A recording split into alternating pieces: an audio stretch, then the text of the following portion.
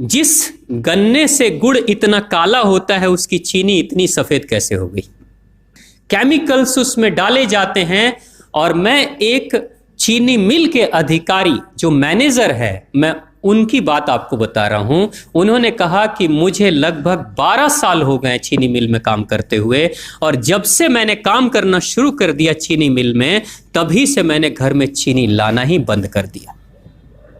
मैं तब से अपने बच्चों को चीनी खिलाता ही नहीं हूं, जबकि नौकरी से सैलरी वहीं से मिलती है, मगर चीनी नहीं। मैंने कहा कि आखिर कौन सी घटना घटी जिसके कारण से आपने ऐसा किया? तो उन्होंने बताया एक छोटी सी घटना कि चीनी मिल में जो ये पानी निकलता है ना, चीनी के बनने के बाद उस प्रोसेसिंग में जो पानी निकलता है, उस पानी में वो सारा केमिकल भी मिक्स रहता है, और उस पानी को चीनी मिल वाले लोग अक्सर एक टंकी में जमा करके रखते हैं। ये सभी चीनी मिल वालों के पास में होता है, आप भी कभी जाएंगे तो आपको भी पता चलेगा।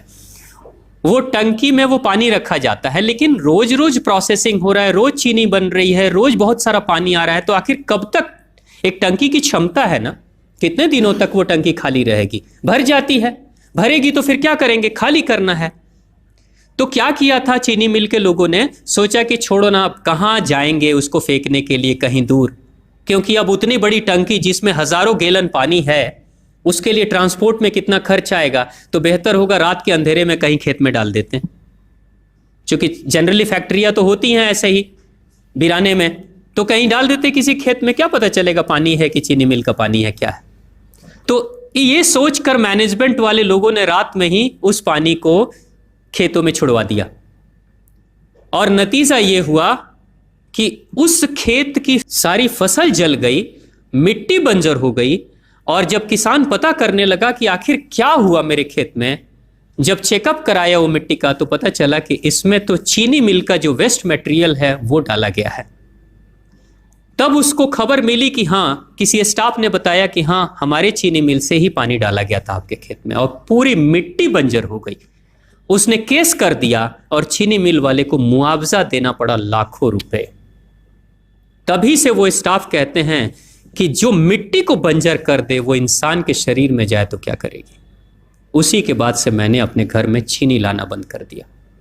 और सच्चाई है, लगभग अगर आप देखेंगे तो अंग्रेजों के आने के समय अंग्रेज पहला चीनी मिल इन्होंने भारत में ही लगाया था। पहला चीनी मिल भारत में ही अंग्रेजों का लगा, और अंग्रेजों ने चीनी की शुरुआत की। भारत के लोग गुड़ खाते थे, चीनी नहीं खाते थे। उन्होंने बहिष्कार किया, बिल्कुल नहीं, लेकिन चीनी और चाय पत्ती दोनों के लिए लोगों को तैयार किया गया था। चाय पिला पिला कर फ्री में चीनी के लिए तैयार किया गया, और चाय के लिए भी तैयार किया गया।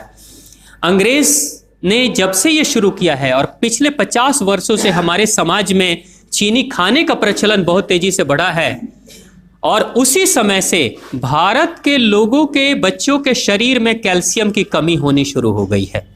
अगर कोई मां, अगर कोई बहन जो गर्भवती हो, गर्भकाल के दौरान अगर चीनी का सेवन अगर कोई बहन कर रही हो, तो चांसेस ज्यादा होते हैं गर्भपात होने के।